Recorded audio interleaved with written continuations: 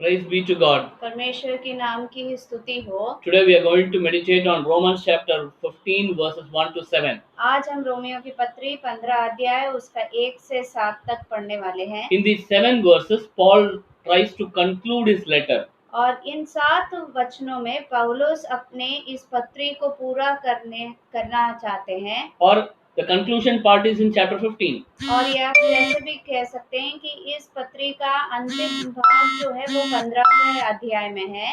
He reminds the Christians about their obligations. वो मसीहियों के कर्तव्य के बारे में याद दिलाते हैं। One of the beauty of Christian life is एक खास बात जो मसीह जीवन का ये है, we have a person to follow. हमारे पास एक व्यक्ति है जिसका हम पीछा कर सकते हैं। We have a person who has showed us his footpath. और हमारे पास एक ऐसा व्यक्ति है जिसने अपने पद चिन्हों को छोड़ा है। And he has lived a life in this world. और उसने इस संसार में अपने जीवन को बिताया। And he has showed us an ideal life. और उसने एक सिद्ध जीवन हमें प्रकट करके दिया। And that is our role model. और वो ही हमारा नमूना है। And that becomes our pathway through which we can walk. और वो ही हमारा रास्ता बन जाता है जिससे हमें चलना है। So in chapter 15 verse 1, और इसीलिए 15 अध्याय उसका पहला वाक्य में Paul concludes saying that पौलुस पूरा करते हुए इस प्रकार कहते हैं, we have an obligation. हमें एक कर्तव्य है। If we consider to be strong, यदि हम अपने आप को सामर्थ्य समझते हैं, if we are strong in the word of God, यदि हम परमेश्वर के वचन में सिद्ध या सामर्थ्य हैं, if our relationship with Jesus Christ is strong, और यदि हमारे जो संबंध है यीशु मसीह के साथ वो सामर्थ्य है, therefore we have an obligation. तो फिर निश्चय ही हमें एक कर्तव्य भी है। The obligation is like this: और कर्तव्य इस प्रकार है, to hold or bear the weak. और कर्तव्य यह है कि हम निर्बलों को थामे रहे। And it is our responsibility. वो हमारा उत्तरदायित्व भी है। We are not supposed to please ourselves. वो हम अपने आप को प्रसन्न ना करने की कोशिश करें। And Paul says we are supposed to build up our neighbor. बल्कि हमें अपने पड़ोसियों को उत्तेजित करके उन्हें सिद्ध करने की कोशिश करना चाहिए। And he says that you can follow the way Christ did it. और वो इस प्रकार भी कहते हैं कि जैसे यीशु मसीह ने किया वैसे ही हमें भी करना है। Paul did not have a personal, Paul did not walk along with Jesus Christ. पौलुस हालांकि यीशु मसीह के संग चला तो नहीं। He did not see the miracles performed by Jesus Christ. उसने यीशु मसीह के द्वारा किए गए आश्चर्य कर्मों को खुद अपने आंखों से देखा तो नहीं। But Christ revealed himself to Paul. लेकिन यीशु मसीह ने अपने आप को पौलुस के सामने प्रकट करके दिया। That revelation was enough for Paul. और वो प्रकटीकरण पौलुस के लिए काफी था। So Paul refers to Psalm 69. और इसीलिए पौलुस यहाँ पर भजन संहिता 69 में संबोधित करते हैं, where few things about Christ is mentioned. जहाँ पर यीशु मसीह के बारे में कुछ बातें दी गई है। Psalm 69 verse 6 to 9 says that भजन संहिता 69 उसका 6 से 9 वाक्य इस प्रकार कहता है, you can take it. 69 6 to 9. हे प्रभु, हे सेनाओं के यहोवा, जो तेरी बाट जोते हैं, Yes. उनकी आशा मेरे कारण ना टूटे। Yes. हे इस्राएल के परमेश्वर, जो तुझे ढूंढते हैं, उनका मुंह मेरे कारण काला ना हो। तेरी ही कारण मेरी निंदा हुई है और मेरा मुंह लज्जा से ढपा है। मैं अपने भाइयों के सामने अजनबी हुआ और अपने सगे भाइयों की दृष्टि में परदेशी ठहरा हूँ, क्योंकि मैं तेरे भवन की धुन में जलते जलते भस्म हुआ, और जो निंदा वे तेरी करते हैं वही निंदा मुझको सहनी पड़ी है। So from 6 to 9 he says that, Paul says like this. और 6 वाक्य से 9 वाक्य में पौलुस इसको संबोधित करते हुए कहते हैं, walk like Jesus. यीशु मसीह के जैसे ही चलो। And bear all the reproach like Jesus Christ. और सारी बातें जैसे यीशु मसीह ने सही वैसे सह लो। Bear the blame.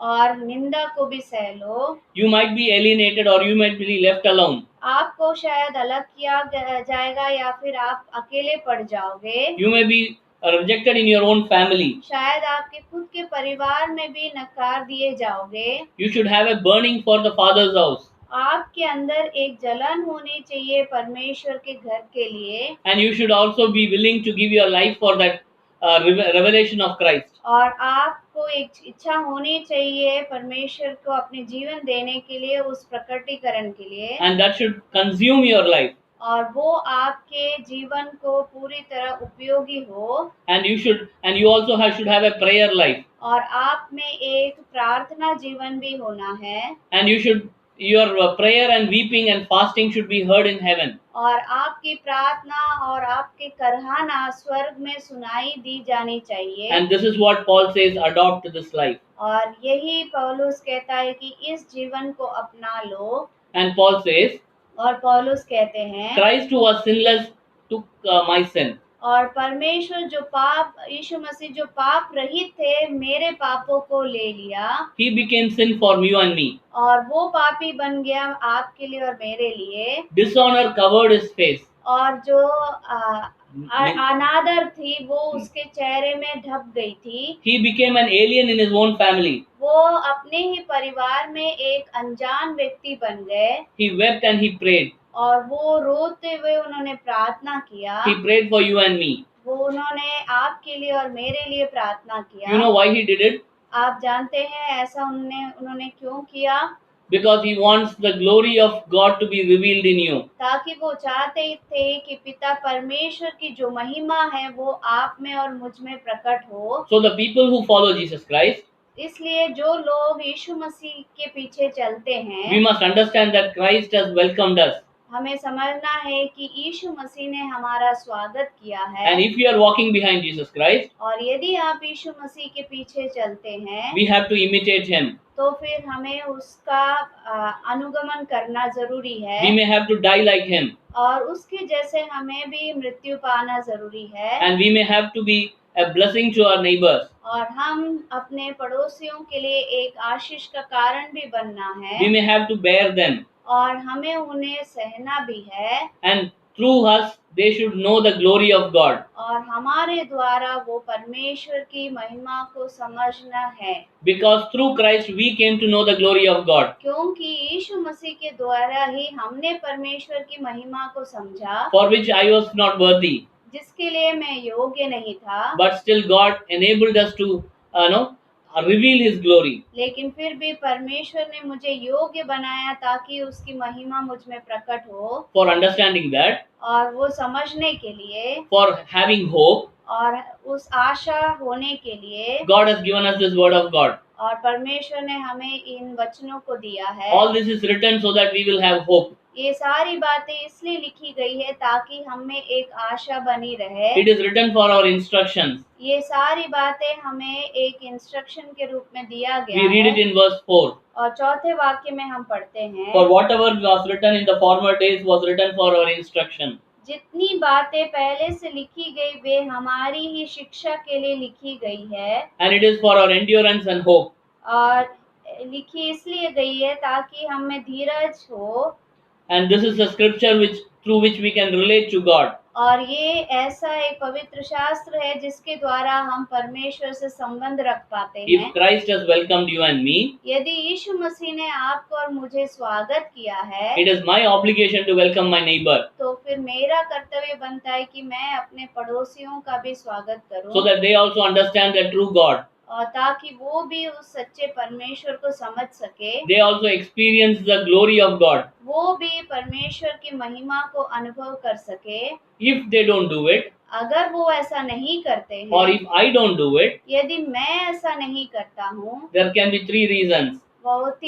तो फिर 3 कारण हो सकते हैं। I have not experienced the glory of God myself. शायद मैंने परमेश्वर की महिमा को अनुभव नहीं किया है। I have not followed the instructions recorded in the word of God. और मैंने उन शिक्षा को पालन नहीं किया जो परमेश्वर के वचन में लिखा गया है। I have not found hope in the word of God. शायद मैंने परमेश्वर के वचन में कोई भी आशा नहीं पाई होगी। Or probably I am not filled with the Holy Spirit. और हो सकता है कि मैं शायद पवित्र आत्मा से भरपूर नहीं हुआ हूँ। If that is the case, अगर ऐसा है तो it is a time to rethink on our own lives. तो फिर ये समय है हम अपने जीवन को जांच कर देखें या अपने आप को सोच कर देखें। We are in this place हम इस जगह में हैं, or whichever place you are, भले आप कोई जगह में भी हो, your responsibility is to bring glory of God into others' lives. आपका उत्तरदायित्व है कि परमेश्वर की महिमा दूसरों के